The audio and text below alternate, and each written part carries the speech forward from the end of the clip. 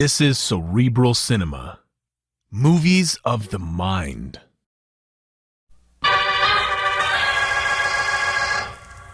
Stand by for crime.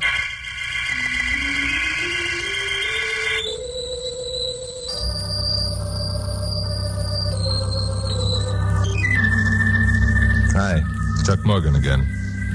You know, being a newscaster on a radio station the size of KOP puts me in line to meet a lot of people. Statistics show that there are more than 5 million active criminals in the USA. These include the sneaking small-time petty thieves and the big-time operators who head up Murder Incorporated. They also include the racketeers, that group of sadistic, unscrupulous parasites who prey upon the weak, the innocent, the honest citizen. To my way of thinking, they're the worst, the ones we can best get along without. Especially those who deal in human emotions. Which is why when I reached my office last Thursday and found Carol Curtis, my blonde secretary, entertaining a stranger, I listened to her story and really got burned up. Have you been to the police about this, Mrs. Ellis? Yes, but what can they do? This woman, this Mae Dawson, she claims to be our baby's natural mother. She has a birth certificate to prove it.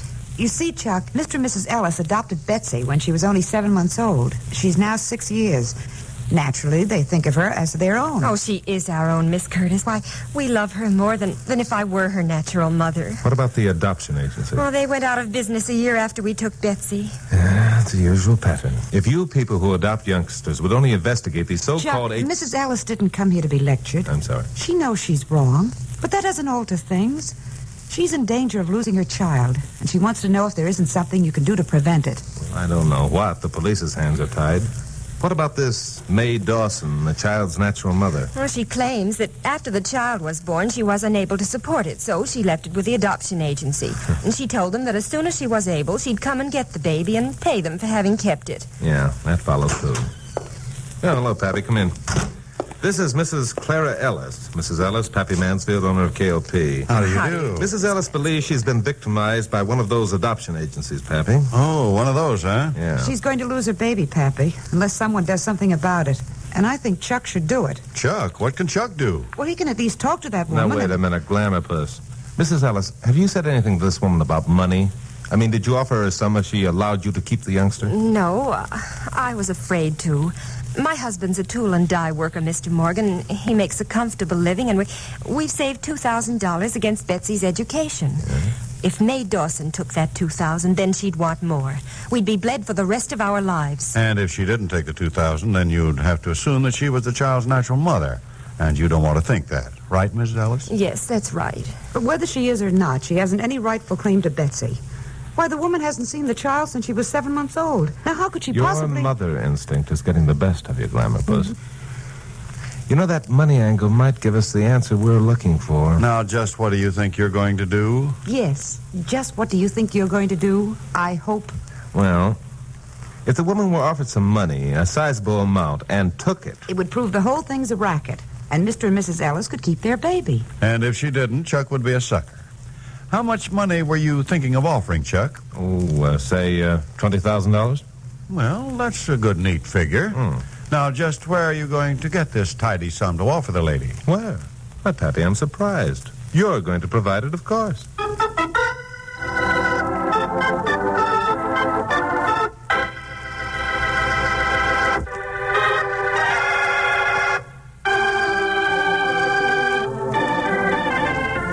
Well, it wasn't an easy job selling Pappy on the idea he should risk $20,000 trying to expose what might or might not be one of the most vicious rackets in the books. He was only half convinced that Mae Dawson didn't have a legitimate claim, especially since Clara Ellis had no proof whatever that Mae Dawson wasn't little Betsy's natural mother. But, Pappy, that's what we want to find out. If it's a racket, then we want to know about it. Why? We're not in the racket-busting business, Chuck. We're running a radio station. Why should we... Because when you run a radio station or a newspaper or any other public service enterprise, it's supposed to be devoted to the best interests of the people who support it. And that's the public. My, just listen to Miss Curtis. Now, look, this is what I have in mind. Suppose I call her, Mrs. Dawson. I'll represent myself as Mrs. Ellis's attorney. I'll tell her the Ellises are too upset to talk to her again. I'll hint around and finally offer them $20,000. Of my money. Oh, Chuck, I knew you'd do something. Mrs. Ellis, you haven't a thing to worry about from now on. Chuck will take care of everything. Now, wait a minute, Glamourpuss. Let's not get Mrs. Ellis's hopes up. I can't promise a thing. There's still a 50-50 chance that Mae Dawson is legitimate. If she is, there's nothing anybody can do. She won't take my baby, Mr. Morgan. I don't care who she is. She won't take my baby. I'll kill her first. The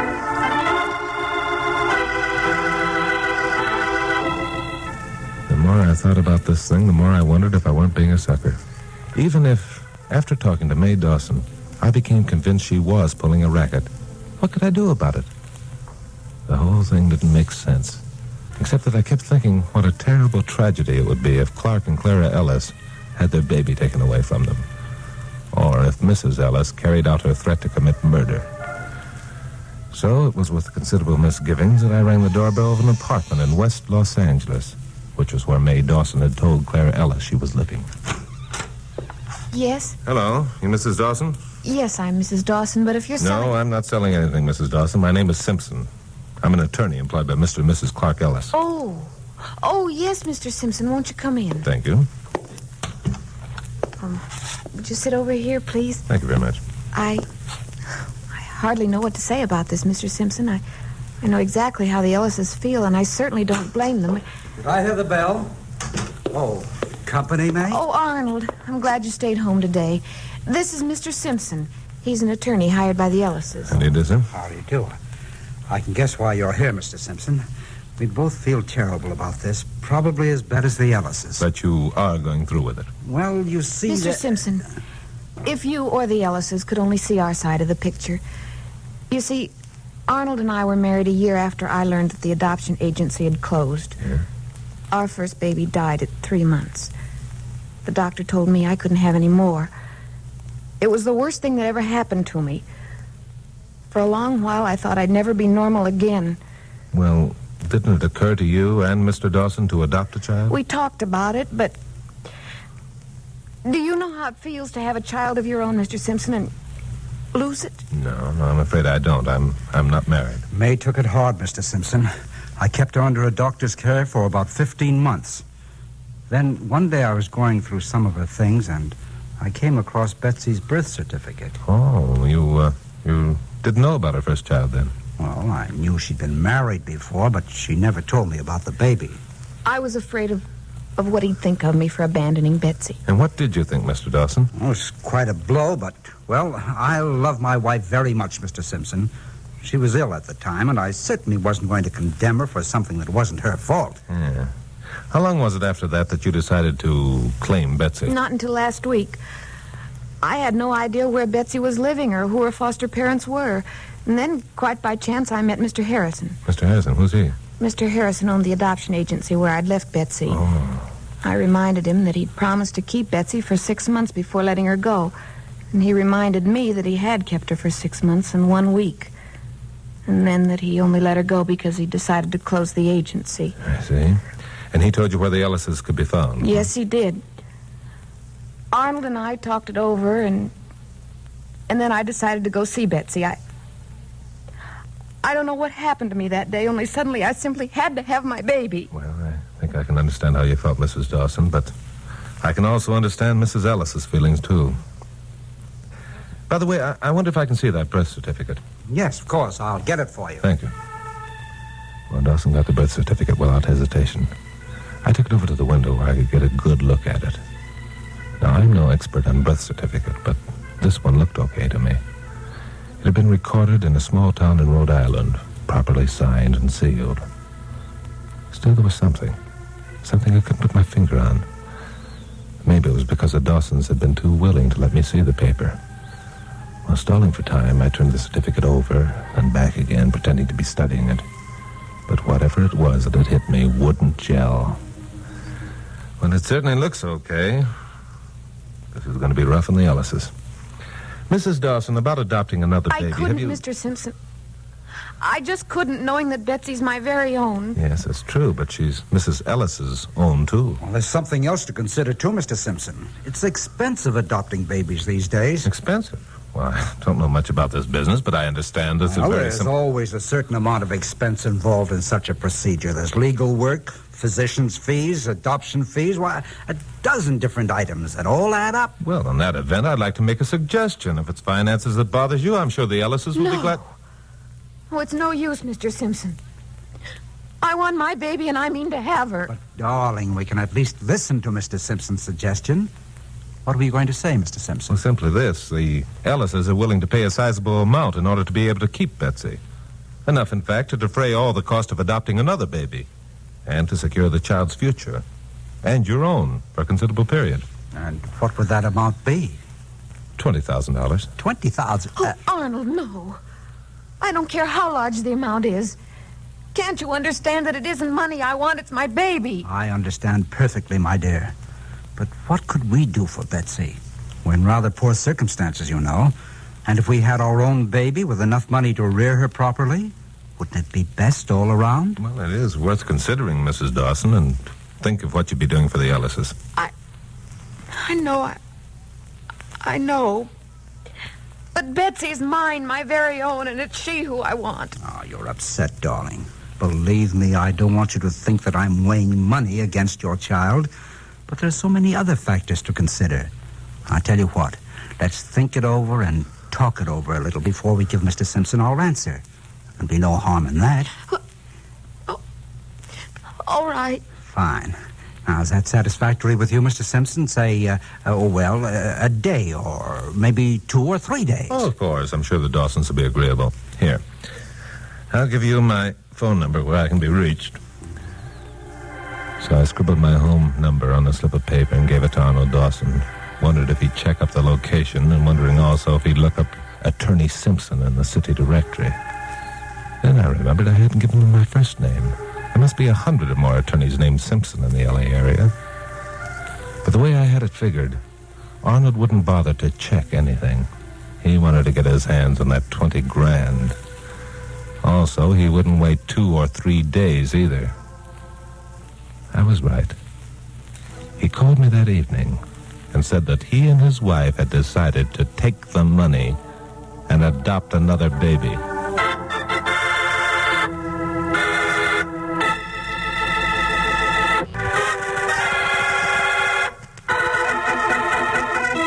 Well, I got down to the office early the next morning and found Pappy and Carol waiting. I'd called Pappy the night before and told him what the score was, and was therefore not surprised at the reception I got, which wasn't promising. Are you crazy, Chuck? Everything you've told us about your visit yesterday proves that the Dawsons aren't phony. Give me a for instance. Sure, I'll give you a for instance. Good. If they were working a racket, they'd ask for cash. And you told me last night they were willing to accept a check. Now, don't let him talk you out of it, Chucky boy. You keep out of this, Carol. I'm sorry. I'm not going to let him talk me out of it, Glamour Buzz. These two are phonies working the smelliest racket I've ever known. Be reasonable, Chuck. Agreeing to take a check They'd be dopes to ask for cash, Pappy. It'd be a dead giveaway. They're phonies. I can prove it. How? Number one, they were too willing, almost eager to have me examine that birth certificate. Is that your proof? Number two, they asked for 2 days and took 2 hours before accepting the offer. Attaboy, Chuck. Carol, I've already told you. I'm sorry, Pappy, but Mrs. Ellis called me again last night and... I don't care if the Queen of Sheba called you last night. I'm not going to pour $20,000 down a rat hole just to hear the noise it'll make. Number three, I saw something on that birth certificate that definitely proves it was fake. Yeah, what was it? I don't know. Now, that's a good answer. You know what it sounds like? Sounds like Chuck Morgan trying to be cute. I'm not kidding, Pappy. The clue is on that birth certificate. I'm sure of it. But I've got to get my hands on the certificate and study it again. And the only way he can do that is to buy it with $20,000. Which means we expose the racket and have a whale of a story. And Mr. and Mrs. Ellis will be happy again. And my $20,000 will be gone. Pappy, I promise you it won't. If it is, you can take it out of my salary. Take it out of your salary? Why, that'll take I know how many years it'll take. I should live so long. Will you stop being so hard to get along with and open up that checkbook, please? Okay. But just remind me to shoot myself directly after lunch, will you? Hand me that pen. So Pappy wrote out the check for $20,000 with a trembling hand and an unhappy expression on his face, and I took it, and I got out of there before he changed his mind. I started for West L.A., and then suddenly I changed my mind. A thought had occurred to me, a very bright thought indeed, and instantly I felt better. I pulled up at a drugstore, phoned Carol, gave her some precise instructions. Then I phoned Bill Meigs at police headquarters and asked him if he could meet me for a round of golf at the Burnside Country Club. He could and did. I told him the whole story. It was at the 9th hole where there's a water hazard. Then I remembered what was on that birth certificate that made it a phony. I told Bill about it, too. He agreed I had a case. So Bill and I had lunch and we parted. It was 2:55 when I finally pushed the doorbell of the Dawson apartment. Oh, hello, Simpson. Come in. Thank you. Mrs. Dawson's rather upset. Oh, I'm sorry to hear that. I hope you're not going to change your mind, Mrs. Dawson. I don't know. Every time I think of my own baby, No, stop. This makes me feel like a kidnapper. Perhaps if I talk to Mr. and Mrs. Ellis. Mrs. Dawson and I have made our decision, Mr. Simpson. Now, let's get this over as quickly as possible. You brought the check, of course. Yes, I have it right here. Excellent. Now, I've prepared a paper relinquishing any claims we have on Betsy. We've both signed it. Well, I'm not so much interested in such a paper as I am in that birth certificate. Birth certificate, Mr. Simpson? Of course. Without that, any claims you might make would be worthless. So I'm afraid I'll have to ask you for that certificate in exchange for this check. Yes, of course. I understand. And now, May... yes, I'll get it. So May went into the other room after the birth certificate. And sucker May didn't figure it out. She came back a minute later, Here you are, Mr. Simpson. which was when I made my mistake. I turned and... Arnold must have had a pair of brass knuckles hidden in his pocket. Nothing else could have hit me harder or knocked me colder faster. Time passed, or I suppose it did. I was in no condition to check. All I know is that when I could see again, there wasn't anything to look at except a crack of light, which apparently came from beneath the door. Also, I was well trussed up, and the same old voodoo drum was beating its familiar tattoo inside my head. Then I heard a door open in the room beyond, and there was another sound, which was sweet, sweet music. Well, there's no one here, Pappy. No, it looks like we're wasting our time. Let's get out of here. Wait a minute, Pappy. Listen. Hey, sounds like someone's in that closet. It's Chuck. Well, so it is. Well, fancy. Oh, Pappy, stop being funny. He's hurt. Here, Chucky boy, let me untie that gag. Pappy, loosen the ropes. Sure. There. Chuck, what happened? Are you hurt? Don't touch my head, that's all. Just don't touch my head. Now, there you are, my boy. Yeah, you're as free as the wind again. Thanks, Pappy. Did they get away? Who, the Dawsons? Yeah. Well, there's no one here but us, so they must have. You got the birth certificate, of course? No, but I remember what was on it that was phony. What was it? Before you answer that, there's just one question. Did they get the $20,000? Yes, but don't worry. I'm not that dumb. What do you mean you're not that dumb? If they've got that check, what stopped them from cashing it? Because I waited until almost 3 o'clock before getting here. They couldn't get to the bank in time. They'll have to wait until tomorrow morning to cash the check, and we'll be on hand to greet them. Well, you idiot. What do you mean, idiot? Knuckle-headed idiot. No, wait a minute. Everything occurs to you but the right thing. Huh? This is Friday, and on Fridays, the Los Angeles banks are open all day. A quick call to Pappy's bank confirmed the fact that the Dawsons had been there and cashed the check, and a quick exit by me prevented Pappy from firing me on the spot. 20,000 smackers. I began figuring how long it would take me to pay it back at the rate of $50 a month, but lost track when I became 70 years old. After all, I'm no Einstein. Brother, I'd really pulled a boner this time. Well, I went back to the office prepared to face the wrath of Mr. Mansfield. But luckily, Pappy wasn't in. But good old Glampus was waiting for me with a kind word and a cheerful smile. Never mind, Chucky boy. Pappy will forget the whole thing as soon as he cools off. Yeah, but it's going to take more than my winning smile to cool him off $20,000 worth. Oh, fiddly-dee. You know Pappy. Sure, tomorrow I'm going to be saying it's been nice to have known Pappy. Oh, don't be silly. Silly, she Look, said. I've got an idea that will make everyone feel better. Yeah, what's that? Well, in the disappointment of failure, all of us forgot the noble purpose of your venture. Please, darling, don't Ellises remind will me. now be able to keep their little Betsy, and we haven't even told them. You know, you're right. Listen, give him a ring. Well, wouldn't it be better if we went out and told them in person? Huh? Well, after all, there'll be a good deal of satisfaction in seeing the expressions on their faces and hearing their thanks. $20,000 worth, maybe. And also, it might be a good idea if you stayed out of Pappy's sight for a while. Oh, Glamourpuss, you're a genius. Let's go. So Glamourpuss and I headed for the address that Clara Ellis had given us. As we got near, I found myself looking forward to this experience. After all, I hadn't failed in my purpose, not by a long shot. The Ellises were going to keep their child, and by golly, that was worth 20 grand of anybody's money, even Pappy Mansfield. The Ellises lived in a white stucco apartment house halfway up a hill on Melrose Avenue, east of Vermont. They had a ground floor apartment with an outside entrance. Carol rang the bell. Hello, Mrs. Ellis. Remember us? Why, it's Mr. Morgan and Miss Curtis. Yes. How's Betsy, Mrs. Ellis? Betsy? Oh, she's fine, just fine. Well, maybe come in a minute. We've got some good news for you. Well, that is, could you make it some other time? Well, you don't understand, Mrs. Ellis. Our good news is about Betsy. You don't have to worry anymore. There was something wrong about this, something very wrong. Mrs. Ellis had suddenly lost her role of stricken mother and was either scared or mad. Why? I didn't have to spend much time trying to figure the answer to this one. The answer appeared behind Mrs. Ellis. The door to another room opened and two people appeared. One, a man carrying a suitcase. Carol, where's my... The man was Arnold Dawson and the woman Mae Dawson.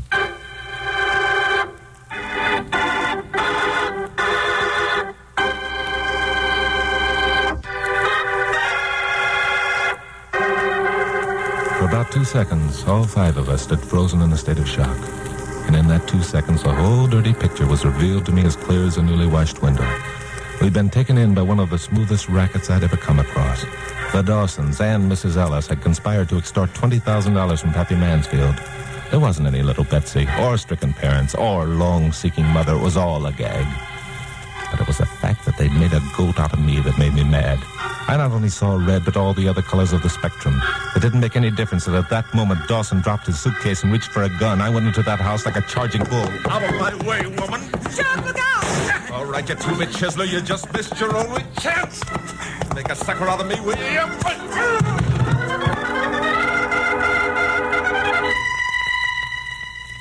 It was over as quickly as that.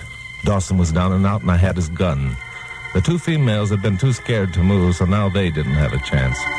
Get Bill Miggs on the phone, Glamourpuss. If one of these stricken mothers makes a move, I'll blast her from here to Sunday.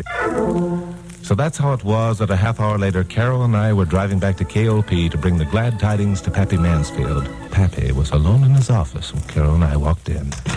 Hello, Pappy. Hi, Pappy. Hello. Chuck, you and I have got to have a talk. But, Pappy, wait a Now, minute. wait a minute, Glamourpuss. But- Let Pappy have his say. Go on, shoot, Pappy. Well, I've been thinking about that $20,000. Yeah? I don't know, Chuck. I guess I was a little hasty. What? Well, after all, you did keep the Ellises from losing their kid. Well, that was your intention, and I guess that's worth $20,000. Pappy. Now, wait a minute, just a minute. Don't get the idea that I'm an easy mark. I'm not. One more dumb-headed deal like that. Pappy, I love you. I not only love him, I'm going to kiss him to prove it. Now, look here, Carol. I'm an old Sure, man. yeah, Pappy, and an old man shouldn't be pouring $20,000 down rat holes just to hear the noise they make. So, here's the bundle back again. What? Hey, is that real? Holy smoke, Chuck, what is this? It's your $20,000, Pappy, every dime. The whole thing was a frame, Pappy. There wasn't any little Betsy. Or stricken mothers. All three of them were in it together. Chuck and I went out to tell Mrs. Ellis she wasn't going to lose her daughter, and the Dawsons were there. So we called Bill Miggs, and I retrieved the doll. Oh, Chuck was wonderful. He licked them all. And, of course, two of them were women. Well, I'll be... No kidding. No kidding? Well, now, come on, Pappy. You can think of something better to say than that. Sure I can. Well, I'll be... No kid... Say, Chuck. Yeah? I hate to admit this, but one of the reasons I didn't fire you was because I want to know how it was that you knew that birth certificate was phony. Yeah, how about that? Miss Curtis, Mr. Mansfield. Under the circumstances, I'll be glad to tell you without undue delay. Well, go ahead. Yeah. Stop saying yeah, Glamourpuss. It isn't ladylike. Yeah. Yeah. When I read the birth certificate, I took it to the window to get a good look. I couldn't help noticing the watermark on the paper. It was dated 1950, which meant that the paper was manufactured that year. And since Betsy was supposed to be 6 years old, her birth certificate couldn't have been written on paper that wasn't made until 3 years after she was born. Get it? Well, I'll be. No kidding. And so will I. No kidding. Yeah, no kidding. Come here, Glamourpuss.